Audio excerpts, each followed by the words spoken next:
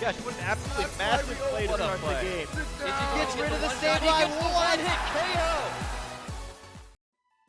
Brock's a pretty cool dude. Being set a bit older than the rest of the cast, he often plays a side advisory role in the anime.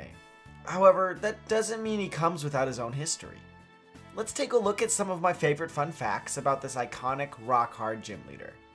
Despite being an expert on rock types, none of Brock's Pokemon in Generation 1 knew any rock-type moves. Seriously, both Geodude and Onix only knew normal-type moves instead. This was thankfully fixed in the remakes, with the addition of Rock Tomb on Onix's moveset. Following the theme of being off-type, Brock is one of only 2 gym leaders in the entire series to not give a TM of his or her specialty type. In Generation 1, he gives the player Bide, a normal-type move. Why was this dude not a normal-type gym leader? The other is Faulkner, who, in Generation 2, gives the player the TM for Mud Slap since no flying-type TMs existed at the time. Get this, according to Ken Sugimori, Brock wasn't originally planned to be the first gym leader in Red and Blue. In fact, there are sketches labeling each of the first 4 gym leaders from Kanto one spot later in their order than they ended up being, with a new, unnamed character listed as first. That's actually pretty crazy. Brock kinda has a history of cheating when it comes to his gym battles. In Generation 1, his Onix knows the move Bind at levels 12 and 14, despite Onix not learning the move until level 15 and Bind not being available as a TM.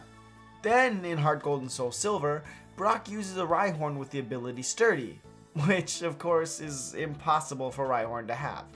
In a really cool move by the story writers of the anime, Brock uses a handful of non-rock type Pokemon in Pokemon Stadium that his anime counterpart would later come to own.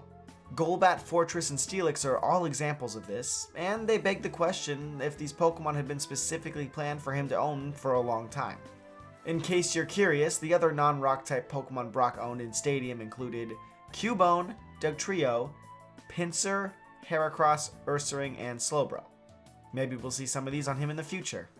Most of the characters in Pokemon just plain don't have a last name. Even Ash's was just created as a pun for the English audience. He is referred to solely as Satoshi in the Japanese version. However, Brock's last name was confirmed to exist in the July 2006 issue of K-Zone magazine in an interview with Eric Stewart, the English voice actor for Brock. He explained that Brock's surname was actually Harrison.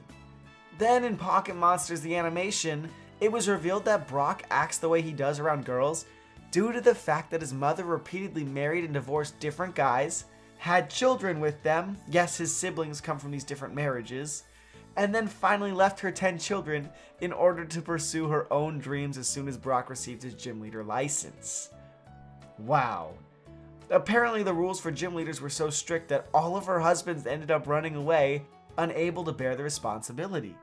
But yeah, Brock unconsciously wants to give a new mother figure to his siblings, and that's the reason he acts the way he does. And for by far the funnest fact of the day, Brock is actually the person to capture a new Pokemon the soonest after his or her anime debut. He caught Zubat in Clefairy and the Moonstone just 1 episode after appearing for the first time. That's even quicker than Ash, who took 2 in order to catch Caterpie. Thanks so much for watching, everybody. I hope you guys enjoyed it. Have a great rest of your weekend, and if you guys really liked it and maybe want to see some more stuff in the future, think about hitting that subscribe button. Leave me a comment. I read them all. Leave me a like because it makes me feel good about myself. And other than that, have a great day. I'll talk to you guys later. Until next time, peace.